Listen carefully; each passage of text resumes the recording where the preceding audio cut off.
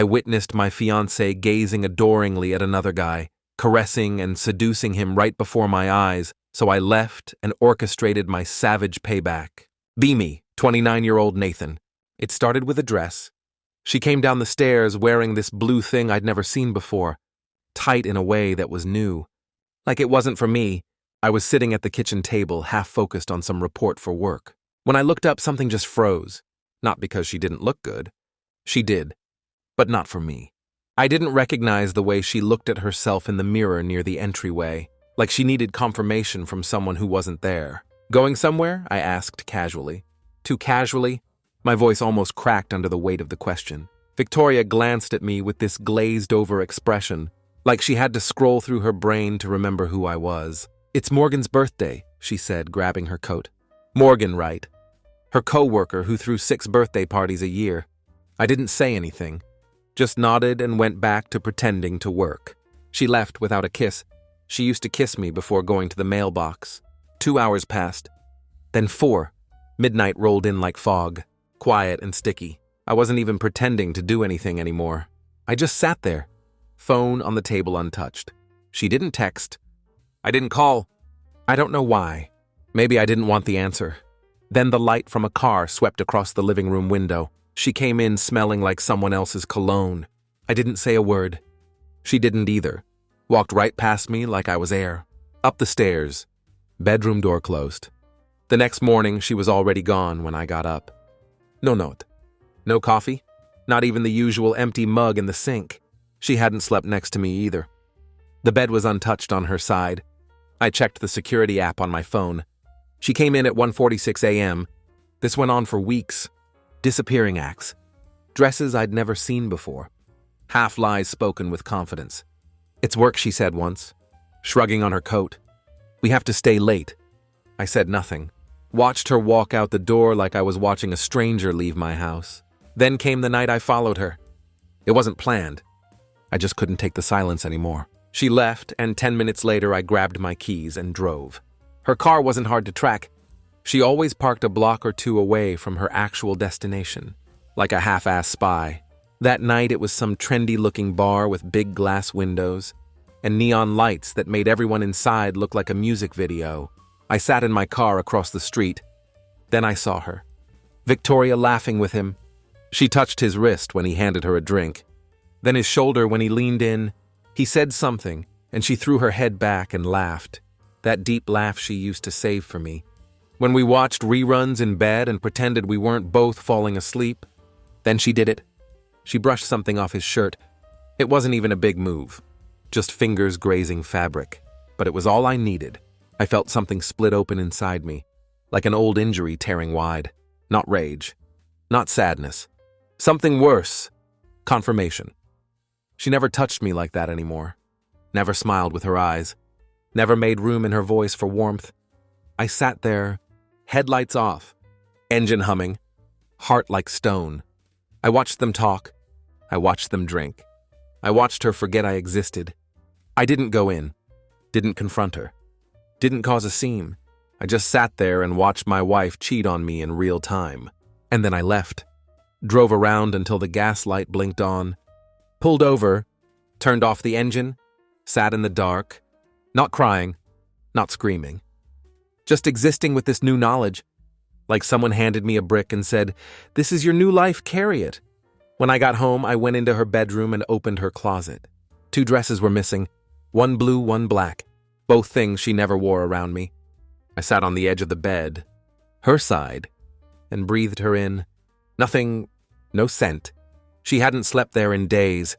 I don't know how long I sat like that, but when I finally stood up, I looked at the mirror above the dresser and said out loud, "You're not crazy," because that's what she kept making me feel like. I was paranoid, insecure, jealous, but I wasn't. I was just right. The next morning, everything was too normal. She came into the kitchen in an oversized hoodie and leggings, hair tied up like she hadn't spent the night touching another man's face. She moved around the kitchen with mechanical ease. Coffee. Toast. Scrolling her phone. Not a word to me. Not even a glance. Like I didn't exist. And I played along, because that's what you do when your world is splitting open. and you haven't figured out which side to fall on yet. I sat there drinking coffee I didn't taste, watching her thumbs dance across her phone screen. She smiled once. That smile, that private, guilty, delicate curve of the mouth, meant for someone who wasn't in the room. I thought you had to work late again today, I said, too quietly.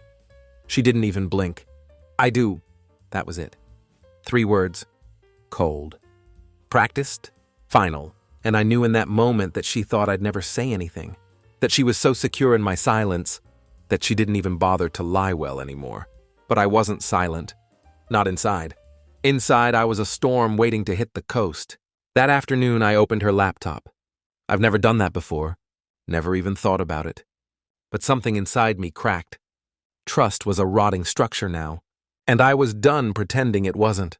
The messages were all there, not even hidden, just minimized. Had fun last night. Winky face. Next time, we don't stop at just drinks. Miss your hands already? Bradley. Of course. My stomach turned, but I kept scrolling. The thread went back weeks. Maybe longer. Jokes. Nicknames. Photos. Complaints about me. I read things that made my hands shake. She told him I was boring. Predictable. Said he just doesn't get it anymore. Said she felt alive with him. And then, like a cherry on top of this acid-laced sundae, she said she was going to tell me soon, but he's too fragile. I don't want to hurt him. Fragile. I closed the laptop slowly, sat back in the chair, stared at the wall. The silence in the room had weight, like it knew what I had just read, like it was asking what now. So I waited for her to come home. When she walked through the door that evening, I didn't even look at her. I just said, "We need to talk." She froze just for a second. Then the performance began. "What's wrong?" she said, setting her purse down.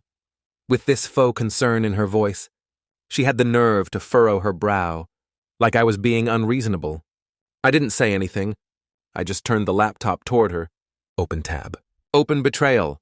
Her face drained of color. It was fast, like a power outage. Then just as quickly she recovered. "Oh my God, you went through my laptop," she snapped. Voice sharp, almost angry but controlled. I didn't answer. I just stared. "What the hell, Nathan?" she said. Arms crossed, standing there like she was the one being violated. "You're cheating," I said, my voice barely more than a whisper, but it echoed in the space between us. She rolled her eyes. "It's not cheating, we haven't even." She stopped herself. Too late. Her mouth betrayed her faster than her body ever could. I stood up. "So what have you done, Victoria?" She didn't answer. "I watched you with him," I said. "At the bar. I saw everything. The way you looked at him, the way you touched him." "You followed me?" she asked, eyes wide now. Offense replacing guilt like a reflex. "Yes," I said calmly. Coldly, "I followed you and I saw my wife wrap herself around another man. Like I was already dead." Her mouth opened, then closed, then opened again. "Nathan, it's not what you think. Don't I cut her off? Don't insult me. Don't humiliate me and expect me to swallow lies." She turned away suddenly, pacing like a trapped animal, and that's when the real her started to leak out. You know what? Maybe if you'd been paying attention, I wouldn't have needed to find attention somewhere else. There it was. The venom?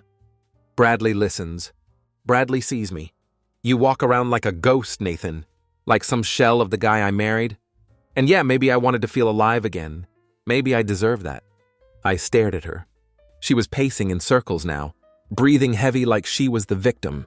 "You don't deserve anything," I said. "Not from me." She stopped. "I'm done, Victoria." Her eyes finally cracked. Then she wasn't expecting that. She expected a fight. Expected me to rage. Maybe even cry. Not this. What does that mean? It means I'm not your fragile little husband. I'm not going to sit here while you gaslight me into thinking I caused your affair. You're really going to throw this all away. I almost laughed. You already did. She stood there, arms limp at her sides, eyes empty now. I turned and walked out of the room. No yelling, no slamming doors, but something inside me closed so hard, I swear I felt the air change. I didn't sleep that night. Again, but this time it wasn't because I was waiting for her to come home or because I was drowning in uncertainty. No, this time it was quiet surgical clarity, I lay there in the dark, staring at the ceiling, going over every moment in my head, like it was courtroom evidence. Her smiles that didn't reach me. The new underwear she said was just for fun. The way she started locking the bathroom door when she showered. Every lie was a brick, and I had built myself into a room with no exits. And now I was standing in it alone, with a suitcase full of evidence, and a wife sleeping down the hall, who only looked like the woman I married. At 6 a.m. I packed a bag. Not a dramatic one. Just enough. A few shirts, laptop charger, toothbrush. I left my wedding ring on the kitchen counter, right beside the coffee pot she never touched anymore. I didn't leave a note. If she wanted answers, she could find them. Where I had hidden between the lies she told so easily, I drove to my brother's place 2 towns over. Tyler didn't ask questions when I showed up. He took one look at me and said, "Spare room's made up." He always had this uncanny ability to tell when things were broken, just by looking at your face. By noon, Victoria had texted, "Where are you?" 10 minutes later, "Seriously, we need to talk." An hour after that, "This is childish." I didn't respond. By 4 p.m. she called. I let it ring. At 5:13 she texted again, "If you think this is going to fix anything, it won't." No apology. No remorse. Just blame. That evening, Tyler grilled burgers on the back deck, while I sat there with a beer I didn't drink. His wife Lisa came outside once, saw my face and just gave me the soft, knowing look. Before going back inside, "You going to tell me?" Tyler asked. Flipping a patty, I told him everything. From the blue dress to Bradley, from the bar to the messages. He didn't say anything at first. Then he nodded, turned off the grill and said, "You're not going back." It wasn't a question. It was a statement of fact, like saying the sun was down or the beer was cold. I didn't answer. I didn't have to. That night I finally slept, and I dreamed of silence. Peaceful, undemanding silence. Not her voice in my head, not my doubts. Just quiet. The next morning she sent a long message, a wall of text trying to thread a needle. Between confession and manipulation, I didn't mean for it to go this far. "You pulled away from me first. I was lonely. Bradley just made me feel seen. We didn't do anything physical until recently. I was going to tell you." She even slipped in, "But I never stopped loving you." I nearly dropped my phone.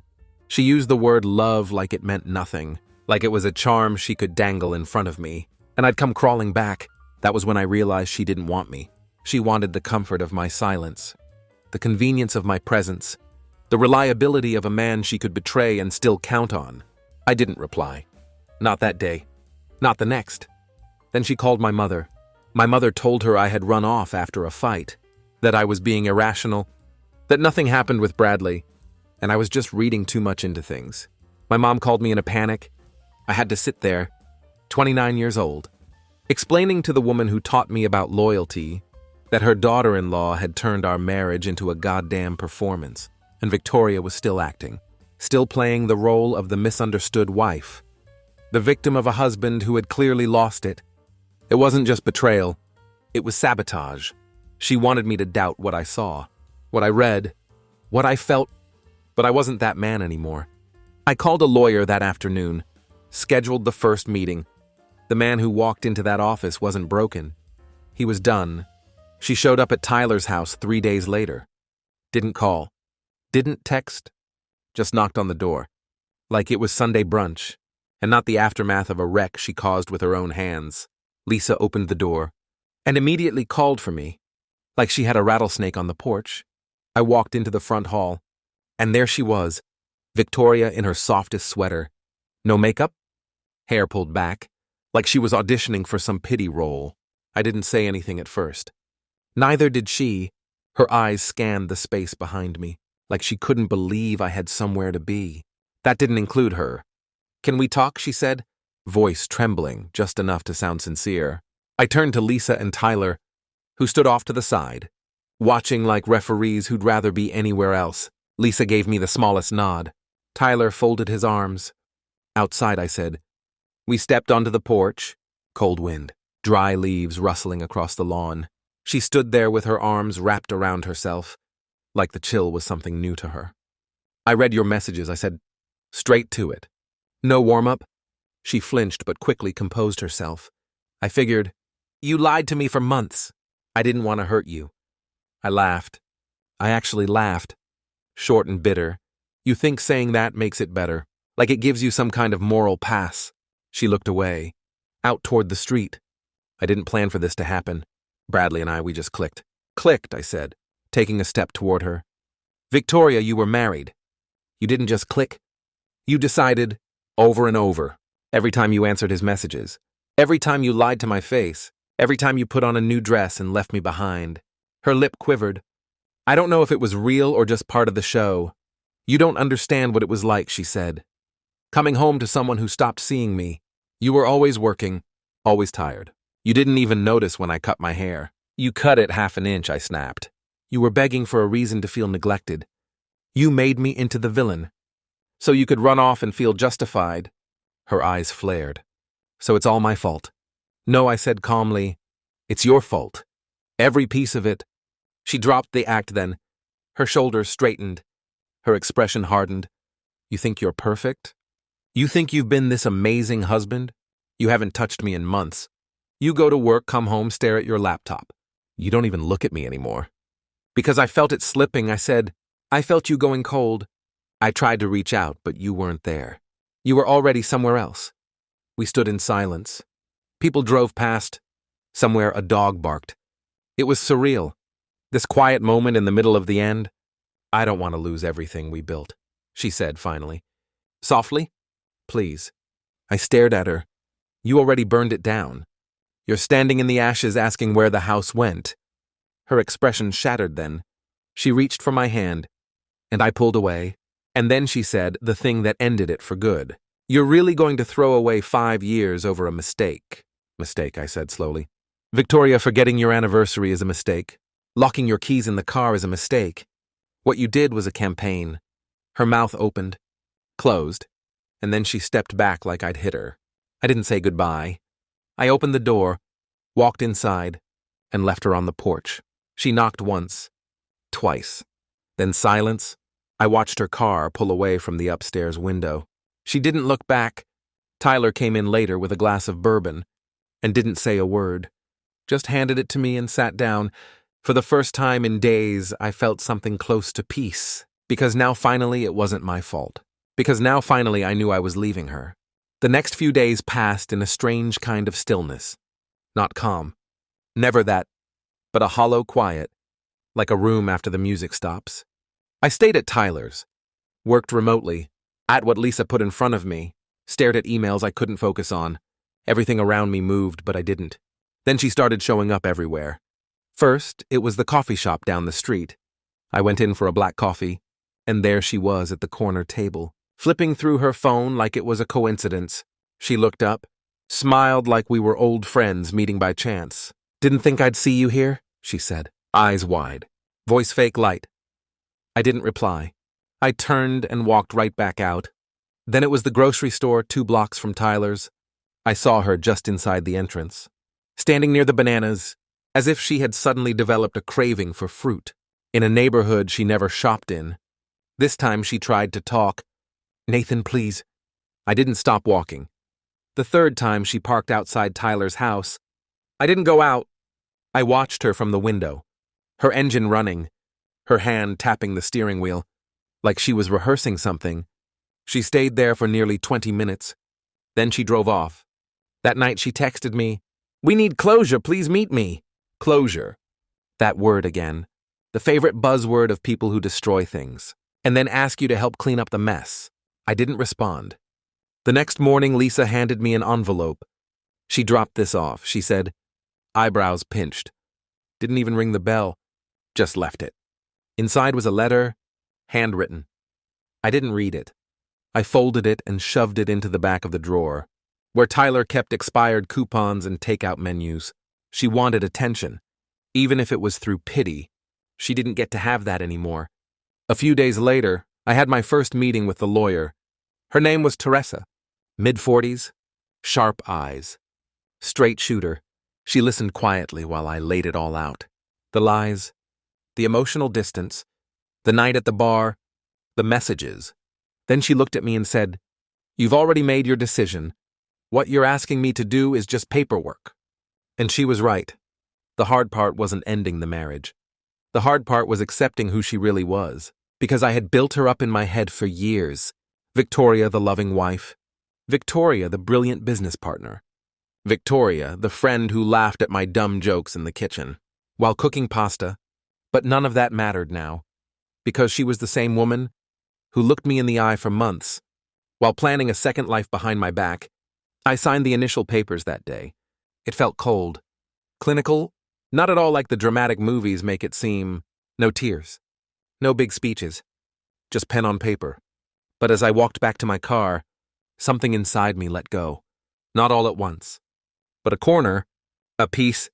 That night she called. I almost didn't answer. But I did. She sounded tired. Not crying. Just drained. You really filed? Yes. A pause. Then so that's it. I didn't answer right away. Then I said that's what you chose. And for once she didn't argue. Didn't plead. Didn't spin the blame. She just whispered, okay, and hung up. And in that silence I knew something had shifted. She wasn't chasing anymore. Because she finally understood I was already gone. The morning after she hung up, I woke up without that crushing weight in my chest. For the first time in what felt like months, no tight jaw, no instinct to check her location, no imagined arguments playing on repeat in my head. Just silence. Clean, honest silence. I got out of bed, took a shower, cooked eggs. Read the news? And for the first time since this whole thing started unraveling, I caught myself humming while making coffee. Something stupid and light. A tune I didn't even recognize. But it was mine. That moment was mine. Free from her. From Bradley, from the mess. I didn't hear from her for 4 days after the call. Then came the voicemail. 3 minutes long. Her voice shaking, but no tears. No apologies either. Just a monologue about memories. The trip to Charleston. The weekend at the cabin. The time we almost missed our flight. Because I insisted on getting pancakes at that diner by the airport, she was trying to pull me back through nostalgia, trying to reframe the picture. But what she didn't realize is, you can't weaponize the good times. After you've poisoned them, that's not how memory works. Her voice on the recording didn't sound like my wife anymore. It sounded like a stranger wearing her past. I didn't delete it. Not yet. But I didn't replay it either. That same day, I got a message from one of her coworkers. Morgan, ironically, the one who was always having birthday dinners. Morgan wrote, I'm sorry I didn't know how bad it had gotten. I just want to say you deserved better. We all saw things we probably should have questioned earlier. She changed a lot. I stared at that message for a long time. It wasn't much, but it was something, proof in a way that I hadn't made this up in my head, that it had been visible, that I wasn't crazy, and somehow that meant more than anything Victoria had said. Later that night, Tyler asked if I wanted to grab a drink. We hit a quiet spot on the edge of town, one of those old places with wooden floors, and a bartender who probably knew your dad. We sat at the bar, barely talking, just sipping whiskey and letting the night settle around us. Then Tyler said, You know I hated her for you long before you realized you needed to. I turned, Why didn't you say anything? He shrugged, Because you weren't ready. And if I told you, you would have defended her? He was right. I would have. That's the thing about love. Real love. It makes you blind to patterns and red flags and cold shoulders. It makes you fill in the gaps with hope. It makes you protect someone even when they're the one tearing you down. But I wasn't that man anymore. We sat in silence after that. Let the whiskey work its quiet magic. On the drive home, I looked at the houses on the street. Lit windows, porch lights, families eating dinner or watching TV. And I realized I wasn't jealous anymore. I wasn't aching for a life that looked whole on the outside, because I had already lived inside that illusion, and I knew how quickly it could rot from the inside out. The next morning my lawyer called. Said Victoria's lawyer had responded. She was willing to cooperate. Translation, she knew she had nothing to stand on. No leverage. No way to spin this into sympathy or negotiation. She wanted out clean. Just like that. No fight. No last battle. No courtroom drama, and weirdly, it made me angrier than if she tried to fight me, because it really meant nothing to her. 5 years and she folded the moment she realized I wasn't begging. Not even a counteroffer. Not even a request to talk through it again. Just surrender, like I had been a placeholder until something more exciting came along, like our marriage was a lease she forgot to renew.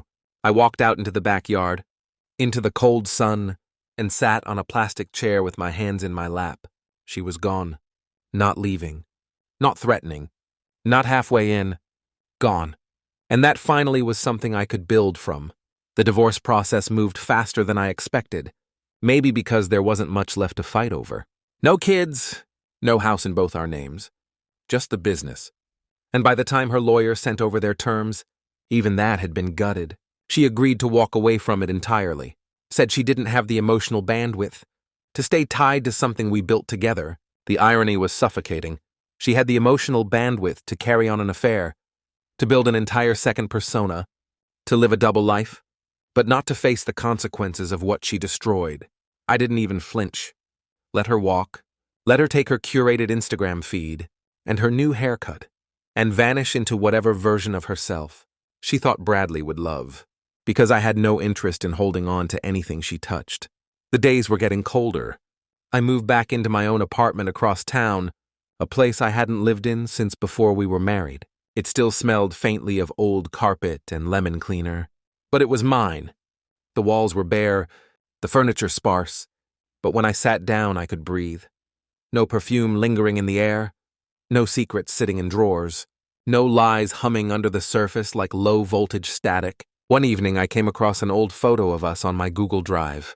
I hadn't meant to open it, just stumbled on it while trying to send a file for work. It was taken at the cabin upstate.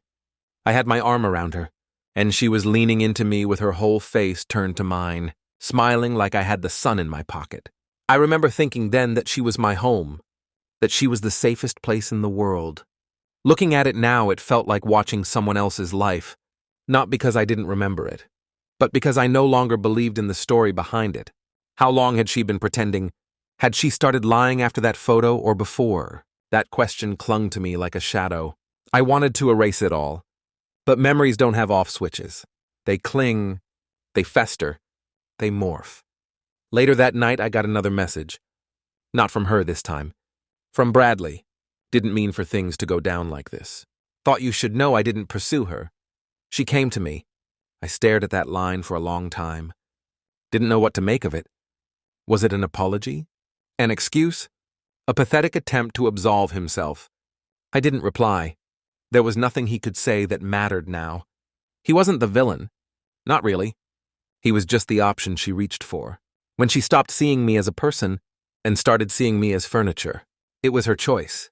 Every time, she chose to protect her little thrill over our shared life, chose flattery over loyalty, chose attention over real love, chose lies over the truth, every single time. And now she was alone with it. Or maybe not. Maybe she was still with Bradley.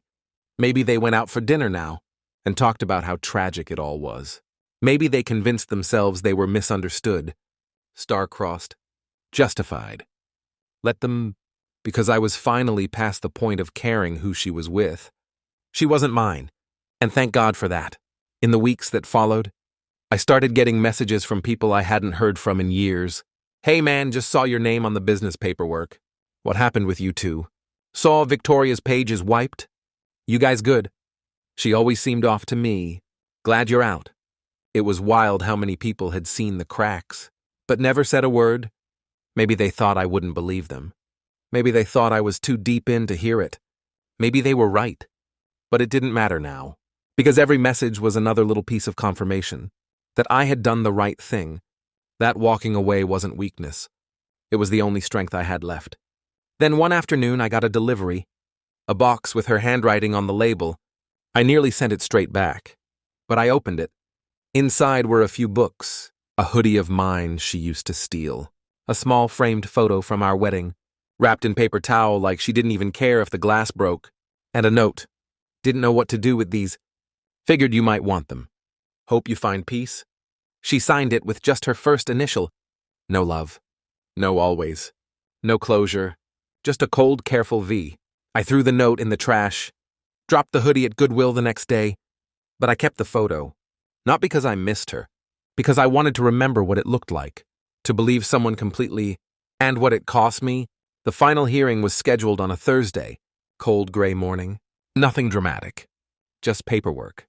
A judge, and two people who used to be everything to each other, sitting on opposite ends of a sterile room, waiting to be untied by law. She was already there when I arrived. Hair straightened. Neutral outfit. No emotion on her face. Just that blank expression I'd seen more and more in the last year. The mask she wore when she wanted to seem unaffected. She didn't look at me. Not once. And I didn't care. The clerk called our names, ushered us through, and just like that, 5 years of love, lies, laughter, betrayal. It all got reduced to docket numbers and legal statements. The judge barely looked up. He flipped through the documents, read the terms out loud, like we were settling a property line dispute, and not a collapsed life. When he stamped it, there wasn't a sound. No gasp, no tears, just the quiet, deliberate thud of finality. It was over. We stood up, gathered our things. I didn't expect her to say anything. But she did, just as I was turning to leave. "Nathan," she said. Soft. A little too soft. I stopped, but didn't face her. I meant some of it back then. I turned slowly, looked her dead in the eyes. "Then you should have fought for it." She opened her mouth to say something else, but I didn't wait. I walked out of the building and into the wind, not looking back, because the truth was I didn't need to hear what she meant, or when she meant it, or how sorry she was. She had every chance to mean it when it counted, and she didn't. I got in the car and sat there, with my hands on the steering wheel. No shaking, no numbness, just quiet. And then without even thinking, I drove. Not home. Not to Tyler's. I drove past our old neighborhood, past the park where we used to walk the dog we never ended up getting, past the coffee shop where we had our first real fight, and made up an hour later over croissants. And then I stopped at a red light, looked over at the passenger seat, and realized for the first time it didn't feel empty. It felt free. I was free. Not from her. From the version of me that tolerated her. The man who swallowed his doubts, who ignored the signs, who waited for her to come back when she was already gone. That guy was gone. A few days later, I did something small but symbolic. I changed my number. Not out of fear, out of control, because she didn't get to pop back into my life 6 months from now with a "just thinking of you" message. She didn't get to linger in the corners of my phone or my mind. She was done. Blocked. Buried. I made a list that night. Not a bucket list. Not goals. Just reminders. What I will never tolerate again: being treated like an option, being lied to and then made to feel guilty for asking questions, being loved only when convenient, being gaslighted into thinking respect is negotiable. And at the bottom I wrote, I don't need closure. I need clarity. And I finally have it. It was the first time in a long time I felt like myself again. Not a husband. Not a victim. Not a broken man. Just Nathan, and that was enough. The strange thing about healing is that it doesn't announce itself. It doesn't show up one morning with fanfare or banners, or some deep cinematic monologue about moving on. It comes in pieces, quiet moments that slip past unnoticed, until suddenly you realize you didn't think about her all day. One morning I woke up and realized it had been over 2 weeks since I'd said her name out loud. The apartment started feeling like mine. I got a new couch, put up a couple prints on the wall, started cooking again. Real food. Not just takeout or cereal at 2 a.m. I picked up jogging, not because I was chasing some dramatic post-divorce transformation, but because I liked the feeling of movement, the beat of my shoes on the pavement, the wind cutting across my face, the way I could leave every thought behind with every step. There were moments I'd catch myself laughing at something dumb on TV and realize I hadn't thought about her in hours. And those moments were golden. Then came the call I didn't expect. It was from her mother. I recognized the number, but I let it go to voicemail. When I listened, it was just her voice. Tired. A little shaky. "Nathan, I just wanted to say I'm sorry. I don't know what she told you, but I know you didn't deserve what happened. You were good to her. You really were. I know that." I sat there holding the phone in my hand. Long after the message ended. Her mother had always liked me. We'd shared recipes, joked about bad holiday wine, even cried once on the back porch after a Thanksgiving dinner, when her husband had said something cruel and no one called it out. And now she was the one apologizing to me. The next day I called her back. We talked for 10 minutes. She didn't defend her daughter. She didn't ask for details. She just said, "You deserved better." And then told me she hoped I found someone who didn't make love feel like a battle. After I hung up, I realized something else. Victoria had lost more than just me. She'd lost the version of herself people could root for. She'd lost respect. Quietly. Gradually, but completely. You can't lie and manipulate your way through people's lives without leaving a trail of ruined trust behind you. And eventually, no one follows that trail back anymore. Later that week, I went out with some friends from work. Just a casual dinner. No drama. No pressure. But I caught myself actually present in the moment, laughing, telling stories, making fun of Rob's weird obsession with trivia night. It felt easy, light. One of the women there, Ava, asked if I wanted to grab coffee sometime. Not a date, just two people talking. And I said yes, not because I was ready for anything, but because I wanted to say yes, and that felt like progress. After dinner, walking back to my car, I passed a bookstore and saw a copy of one of Victoria's favorite novels in the window. The one she always said changed her perspective on love. I laughed out loud, because the idea of her lecturing anyone about love was now so absurd it barely seemed real. That night I opened my laptop and deleted the last folder with our pictures in it.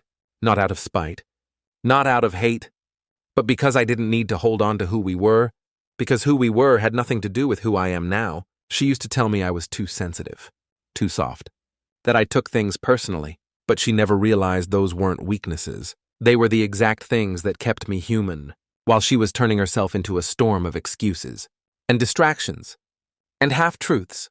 I loved her fully, honestly, and that's not something I'm ashamed of. It's what sets me free. She's just a chapter now, a badly written one with a sudden chaotic ending, and I don't need to reread it to understand how the story goes.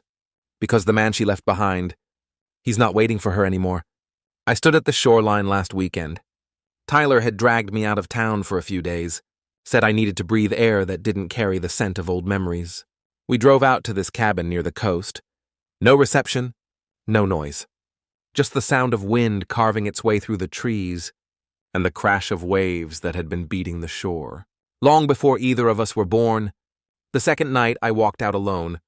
While Tyler and Lisa played cards inside, the sky was purple, the kind of color you don't appreciate when your head is filled with someone else's noise. And as I stood there, toes in the sand, cold wind on my face, I realized something I hadn't admitted to myself until right then. I'm not angry anymore. Not at her, not at Bradley, not even at myself. The grief had already come and gone. The anger, too. The betrayal still echoed from time to time, but it no longer sat on my chest when I woke up. It no longer whispered in my ear during the quiet moments. It was just there now, like an old scar, faded, painless, and no longer in need of picking. She texted me again last week from a new number. I don't know how she got mine. Maybe someone gave it to her. Maybe she found it through some desperate digital loophole. The message was short. I know I don't deserve it, but if you ever want to talk, I'm here. I stared at it. Let it sit in my inbox for a while. Not because I was tempted, but because I wanted to feel nothing when I read it. And I did. I archived it. Didn't block it. Didn't respond. Didn't feed the ghost. Because she didn't deserve a reply. There's no closure to be found in conversations with people who only want to soothe their guilt, not your wounds. And I'm not in the business of healing people who broke me without hesitation. You see, there's a strange kind of power in letting go, in not needing revenge, in not crafting the perfect speech in your head, in not hoping they suffer or regret or beg. There's power in moving forward so completely. They're left talking to the version of you that no longer exists. So if you're reading this and you're in the middle of it, the doubt, the pain, the nights you're wide awake dissecting every conversation, every missed sign, I want you to hear this clearly. It's not your fault. Their choices are not your reflection. Their disloyalty doesn't mean you weren't enough. Their lies don't rewrite your worth. You will breathe again. You will stop checking your phone. You will laugh and it won't be forced. You will forget what their voice sounds like in your dreams. You will find peace, not because they gave it to you, but because you earned it. As for me, I don't hate her. I don't love her. I don't miss her. I just remember her, and I remember what she taught me, that loving someone doesn't mean saving them from themselves. That silence is its own kind of answer. and that sometimes the most loyal thing you can do is walk away quietly, completely, finally, and never look back.